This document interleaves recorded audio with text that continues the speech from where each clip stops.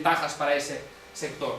Ah, es que si se hunde el sector financiero, eso va a ser un colapso de la sociedad y va a ser un drama más, todavía más, puede ser. O sea, más. O sea, para la mayoría de la población, 5 millones de personas en paro, viendo, digamos, los niveles de precariedad que está teniendo que asumir la mayoría, digamos, de la base de la población. Verdaderamente, que esos mercados, que esos bancos quebraran significaría ese problema. La verdad es que yo tengo mis dudas. Hemos visto, digamos, como los presupuestos generales han padecido recortes, digamos, en la mayoría de sus partidas de una forma como no se había visto nunca todavía en la democracia. Lo que está sucediendo, digamos, en el sector educativo como otro elemento, digamos, de sentido claro. En estos momentos, por ejemplo, en la Universidad de Barcelona parece ser que después de haberse pasado no sé cuánto tiempo haciendo la adecuación al espacio europeo de educación, lo que se conoce como el Plan Bolonia, pues no se van las universidades europeas dicen, oye, esto nos vamos a aceptar en el espacio europeo porque nosotros fijábamos que la ratio de alumnos tenía que ser, me parece, 1 por 35 alumnos por clase. Pues que ahora, digamos, la rectora de la Universidad de Barcelona está planteando que, teniendo en cuenta las nuevas condiciones que existen, la ratio va a ser de 130 alumnos por clase. Bueno, pues esa es la dinámica. Bueno, en el tema, digamos, de la sanidad, pues que contaros, ya sabéis, digamos, hacia dónde vamos y dónde estamos. En definitiva, y ya para ir terminando, la cuestión es, en una de las primeras reuniones que tuvieron todos estos personajes, digamos, cuando se empezó a plantear el tema de la crisis, y algunos de los cuales, por ejemplo, el señor Sarkozy no planteaba la necesidad de refundar el capitalismo. Tenemos que introducir nuevas medidas para que esto vuelva a funcionar, para que el estancamiento, pues, se acabe, vuelva a fluir el capital hacia la sociedad y se vuelva a generar actividad, y donde, por ejemplo, se planteaban cosas como intentar controlar los paraísos fiscales, cosa que quedó, digamos, en prácticamente un brindis al sol, pues se planteaba lo que era la refundación, digamos, del capitalismo. Desde nuestra perspectiva, nosotros pensamos que el capitalismo es irrefundable.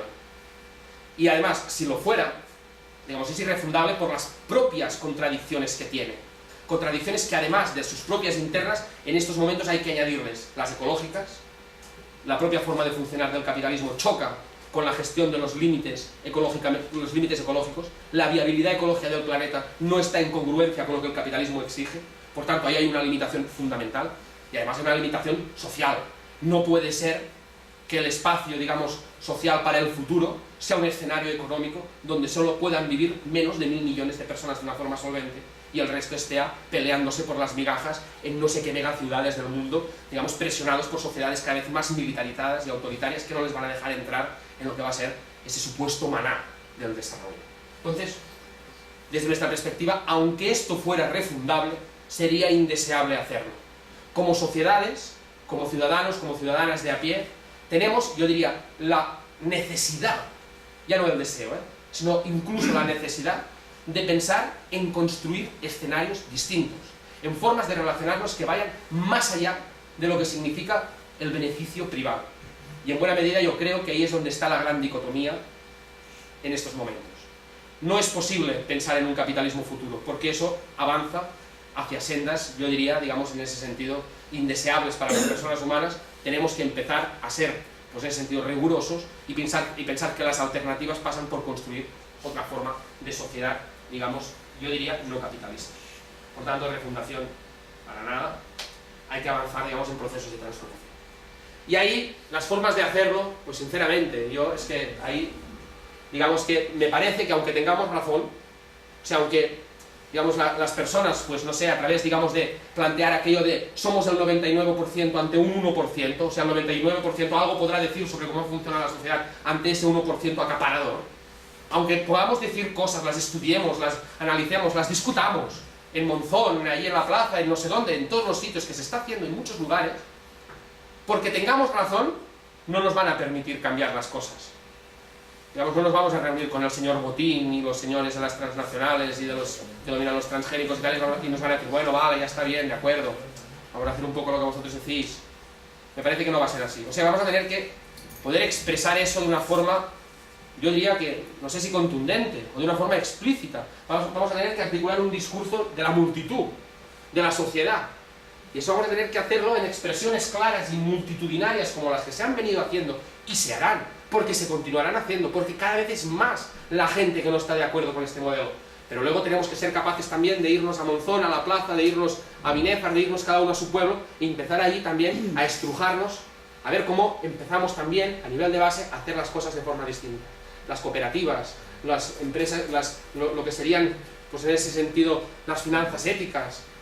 Hay cantidad, digamos, de elementos por los cuales podemos empezar y podemos empezar a dinamizar ese proceso de transformación. Porque no va a ser de un plumazo.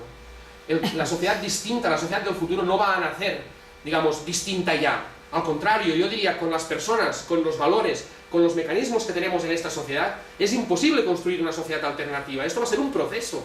Un poco aquello que planteaba Marx del parto, ¿no? Un poco, el proceso de transformación social va a ser como un parto.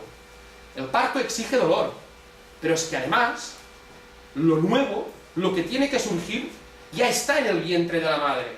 Ya estamos entre todas empezando a crear ese germen. Ese ser va a salir a la realidad, va a nacer, pero nosotros lo vamos a conocer como, en ese sentido, como un bebé. No sabemos cómo va a ser cuando se desarrolle. A lo mejor le gustará escalar, o ir en bicicleta, o hacer submarinismo. No sabemos cómo será. Pero nosotros tenemos que poner las condiciones para que ese ser salga, nazca. Eso es lo que nos toca, digamos, a nosotras. Y además, digamos, yo diría que eso nos toca hacerlo con la responsabilidad que tenemos, digamos, como personas que habitamos el mundo en este momento. Pero yo además diría, con la alegría de participar en ese proceso.